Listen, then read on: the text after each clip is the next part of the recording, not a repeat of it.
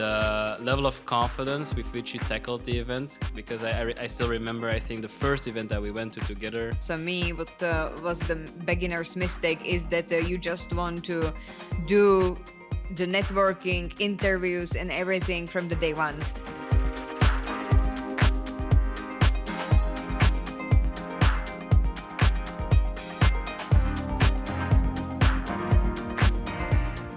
Innovatology community, today is going to be a special day. It's our first podcast where we're just going to have a conversation together, record it, and see how the conversation goes. Today's conversation will be about Marie's recent trip to Malta, where she joined in the EU Startup Summit. And I'm very curious how it went, because she left me behind, basically. So I'm really curious what happened. I didn't see any Tinder being installed, but let's see. Let's see what was going on in the EU Startup Summit. Who doesn't know me? I'm Marie from Innovatology, and this is Cedric, the co-founder of Innovatology, and we are going to relive the latest tech and innovations in Malta, EU Startup Summit. Exactly. But before we go about the EU Startup Summit, I want to know, how was your trip to Malta? Oh, it was amazing. I mean, it was so adventurous. Like, I think that everything what could go wrong just went wrong that day, because I don't have car. I'm using the car sharing, let's say, and just the car sharing didn't work that day. I opened like 3 cars and all of them I couldn't start them. So I was like calling you. Yeah, I remember. I was like in a really important meeting, and I was like, no, I can't take the call. And you're like, no, you have to take that call. I was like, I'm okay. I will do my best to navigate, but then I was still trying to pay attention to the conversation I needed to have with my colleague. But then I was like, I need to help out Marie. Oh my God. Yes, so this was the first thing that went wrong. And also, before I went to Malta, you went somewhere to some trip before. I think it was some bachelor, and you took the cabin luggage and something broke, but you The did. cabin luggage was already broken when I took it. I didn't see it before. It was not there until you borrowed it. It was already there, so I thought you were already aware about it. So I'm taking my responsibility away from this. So the cabin luggage was not my fault. So the cabin luggage was broken. Who knows who did it, right? But I just took it and I needed to fly to Malta. The problem is that in Malta, you cannot take the cabin luggage with you in the airplane. So Really? yes. Why? So if I could take the cabin luggage with me to the airplane, I would not really care, because I know that I will like pay attention to that thing. But I needed to like actually put it inside the airplane, and I needed to pay for it. So like no one had cabin luggage? Everybody needed to pay for it if they had. Oh, wow. Yeah.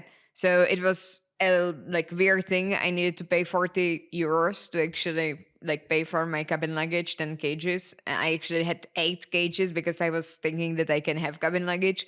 But anyway, I just needed it. I would, if I would know in advance, I would pay it anyway, because I mean, I was there like for 4 days and I couldn't just put everything in my backpack, because it's also quite considerable change from Belgium to Malta. Like, you have different kind of seasons, let's say different kind of weather in both. So it was really miserable, the trip. I thought it was an adventure. Now it's miserable. It was a miserable adventure. Yes. See, that's why I should have been there with you, but you decided to leave me behind. Yes. So you arrived in Malta. What next?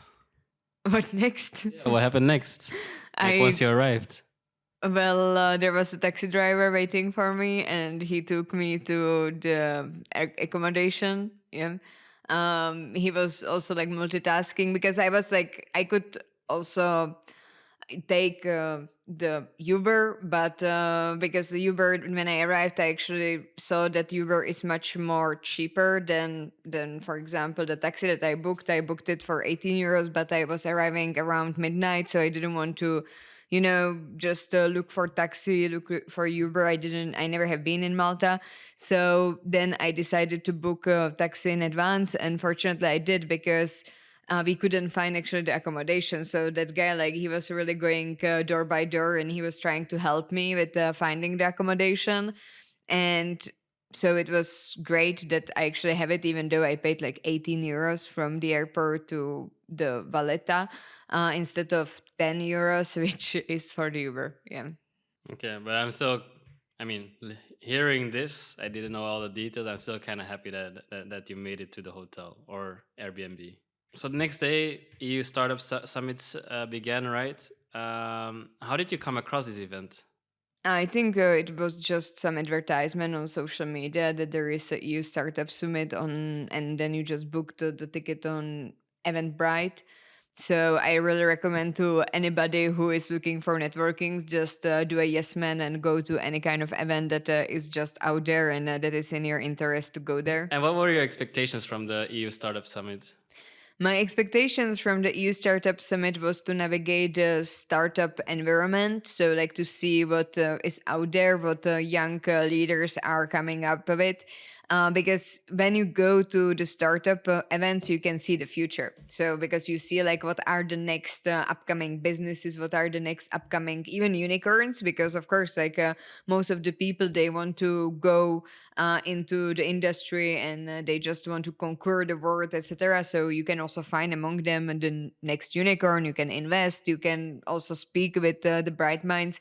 For me, it was really to see the future and do the networking because I am lacking the business networking here in Belgium sometimes. So in this regards, I think that it fulfilled my expectations. Okay, that was gonna be actually my next questions. Were your expectations met? But all right, since you already answered, let's go to the next one.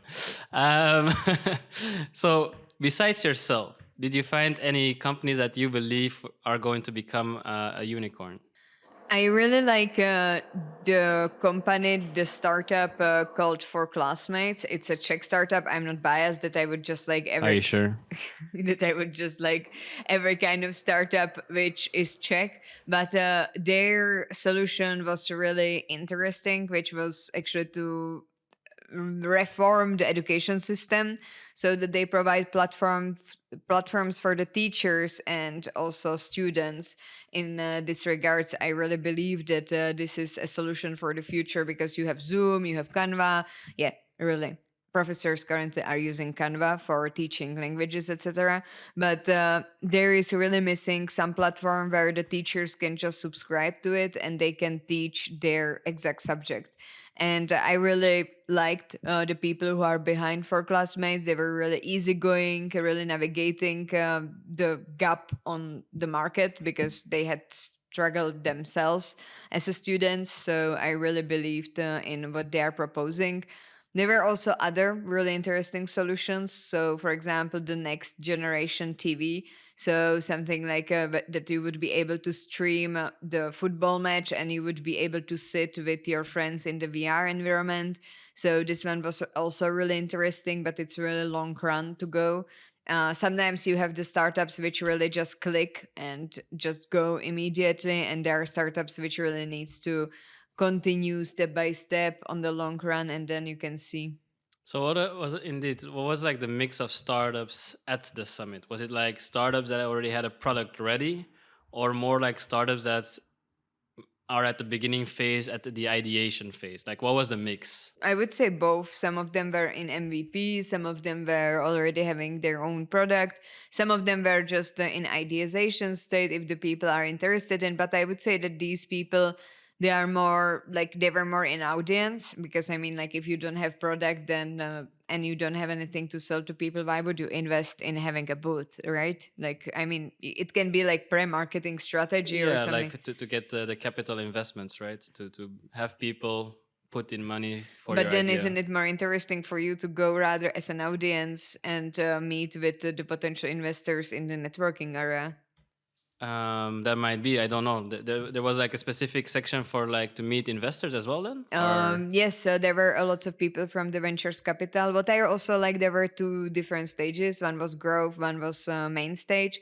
The main stage was really you could sit down in the theater, let's say, kind of thing, and you could really listen to really top level speakers. Whereas the growth stage was about like it was more intimate, so you could really speak up also from the audience. I was there, unfortunately, only for one session because I used my time mainly for the interviews. So we did around 20 interviews within 2 days because no, within one day, actually, because Wow. the EU Malta Summit, EU Startup Summit was going on for 2 days, and the first day I was just like walking around, and I was not really recording. I was just like meeting with people, etc. And the second day, I was really just recording the interviews, and I used usually the sessions to, for example, when I was tired, when I just needed to steam out, or when I needed to, for example, be alone for a bit, I then went to the main stage to just listen to other people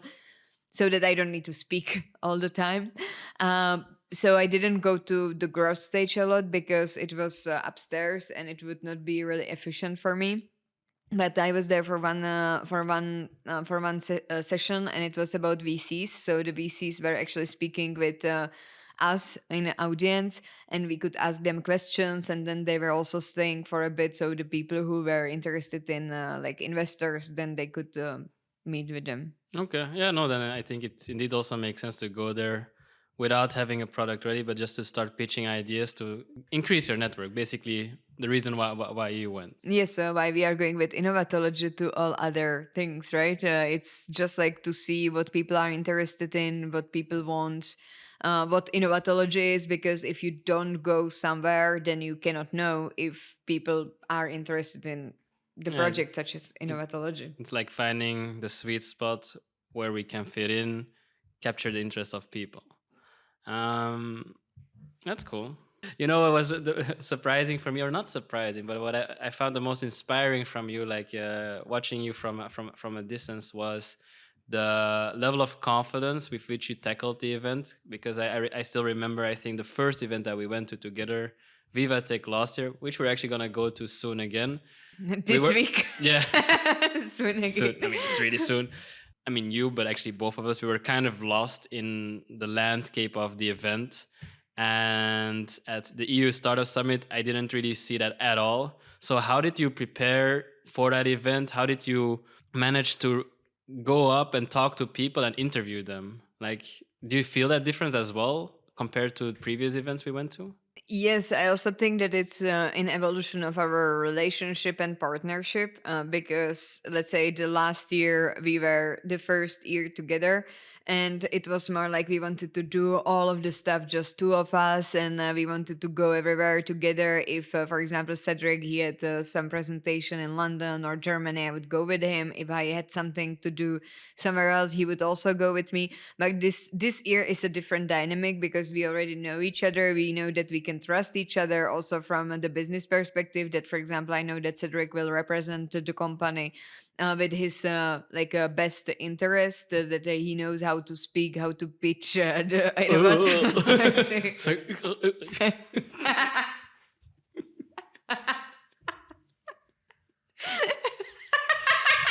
Good thing I know how to speak, right? But this year we are just going like separate to the events that are interesting for each of us. Like for example, for you, it's I think that you would go with me if you would want to.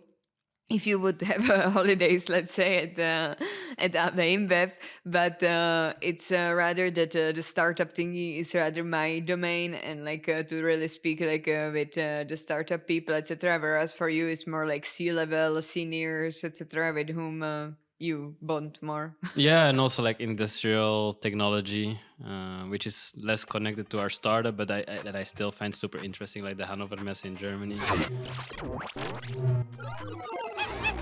If you're enjoying our content so far, make sure to follow us on our social media channels. Like, for example, LinkedIn, where you can become an integral part of our Innovatology community.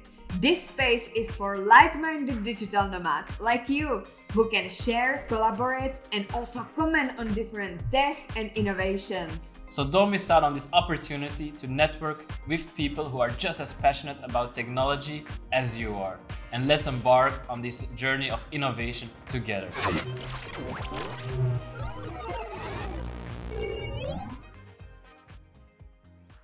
But okay, about you. Like, how did you prepare for the how did you prepare for the EU Startups Summit, which was different than the previous events that you went to?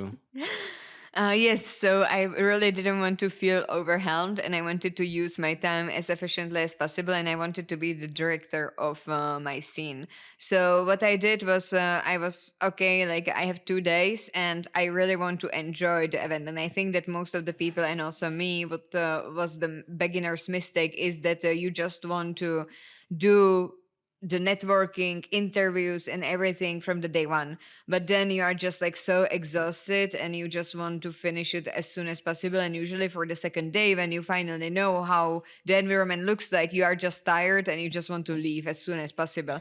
So what I did was that for the first day, I didn't plan anything. I just wanted to walk around in the different environment.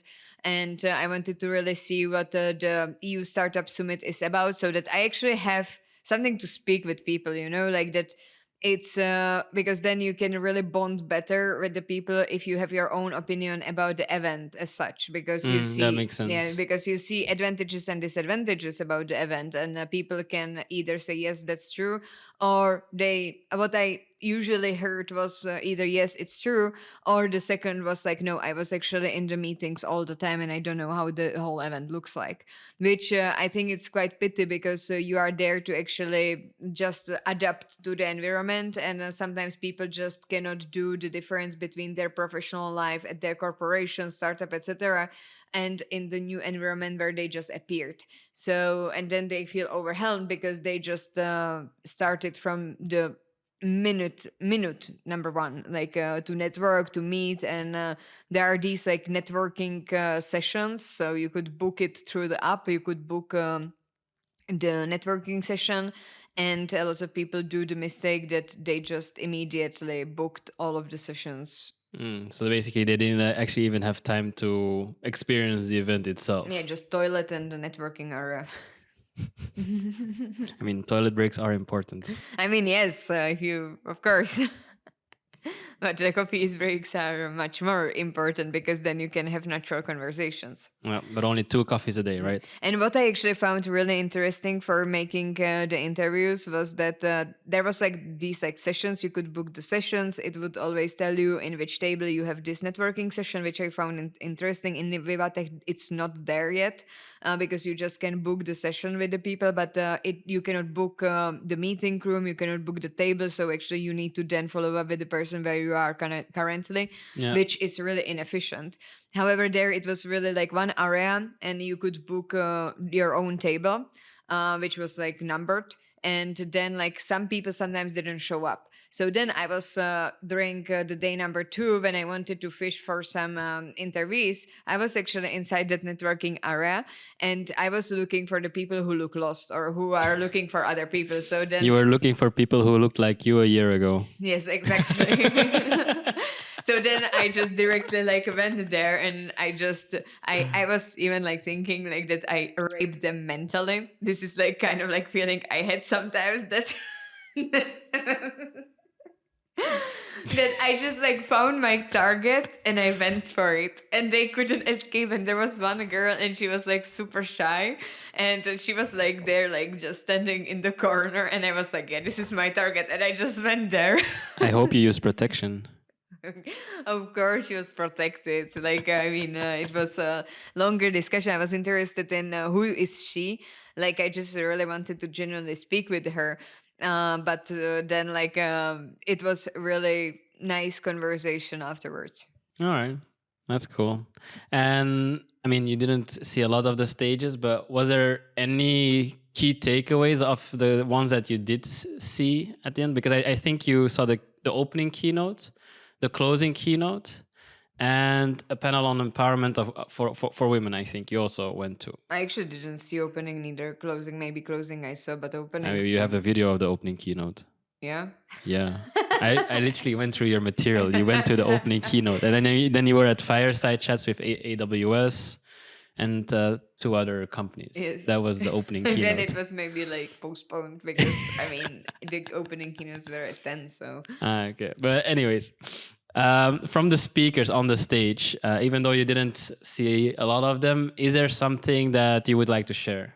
Yes, definitely. I mean, there was a guy from the commission who was speaking about the Digital Market Act. I wanted to go there to just see. I usually am used to the speeches from the commission, but sometimes it's quite boring. So I was like, okay, I will just like breathe there and like let's say prepare for the networking, etc. And it was actually super interesting. I think I never saw such an interactive session like that he did, because he was telling us about the commission jargon. So like how commission is really into abbreviations, that they use abbreviation for everything. It's not only tech people who is using it, etc. And he really introduced us to the Digital Market Act and how does it influence a startup environment, which was really interesting, and it was really captivating because he said like at the beginning, do you know how does it influence? Do you know what you need to do as a startup when the Digital Market Act is introduced? And everybody was like, no, what?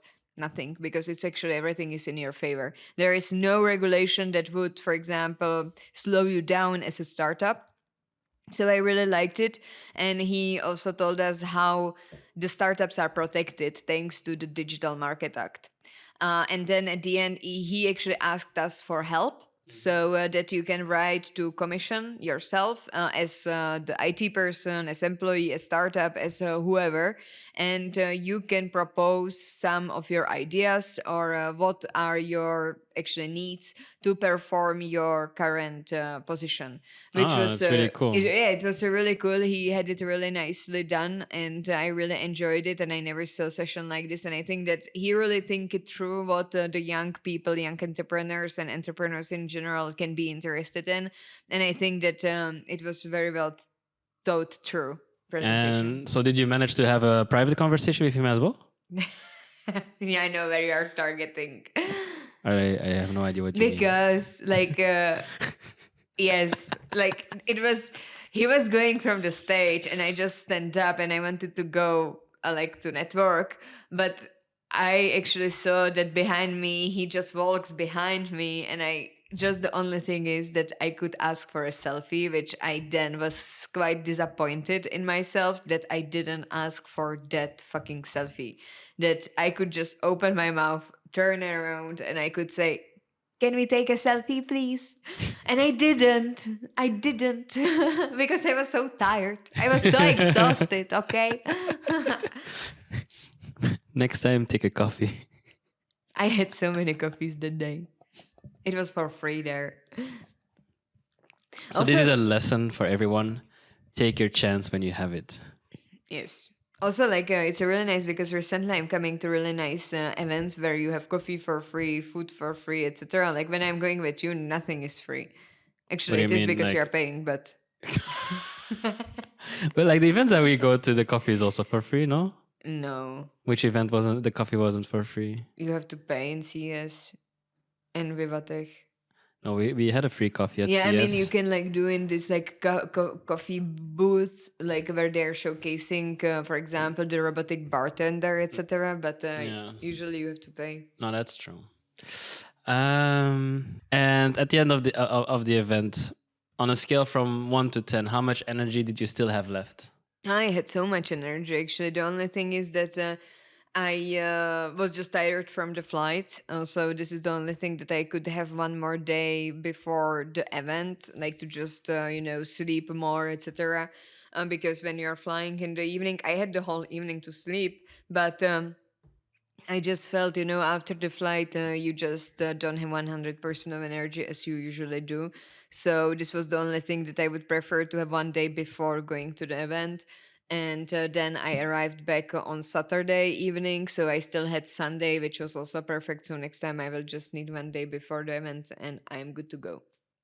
All right, let's go a bit more personal. So, how was it to go to the event without your significant other? Did you miss them? Did you miss them? Did you miss me? Did you miss them? That was a trap. Yes, of course, I missed you. You almost misspoke, no? Who else did you miss? I missed you, but I also enjoyed it because I could find out not who I am. I know who I am, but it's just like when you are Marie spending. Zamechnikova. Repeat it after me. But it's just like that when you are in a relationship, you just like spend too much time together all the time. Not too much, but you spend a lot of time together all the time. I mean, you sleep together, you cook together, you spend time together, you do business together. Fortunately, he is going to the office every day, so at least like we have some time out of the day. I'm also going to take these snippets, right? So where she says like, we cook together. Yeah, Very he important. never does. Well, you just said it. You said we cook together. I mean, I cook for him, he's eating. 50-50, right? Yes. So yes, so then it's really nice to actually see what is your style of networking, like really your own style, like how do you approach people, how do you like to ask people, pursue people, or interview people, because then when you are two of you, then there are influences from the other person, and it's like who are you two.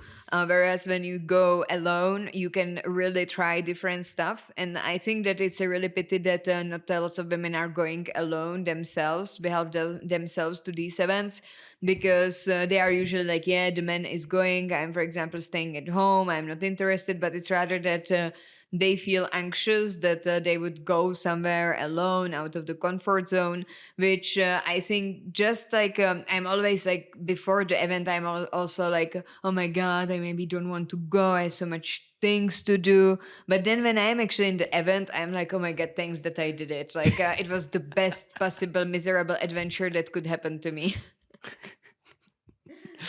Okay, so wrapping it up, if you would give one conclusion from the event for people interested in tech events, startup events, and startup summits, and one conclusion for people who are in a relationship but are sometimes finding it tricky to travel by themselves. So you want two conclusions? Yeah, one on the professional level, one on the personal level.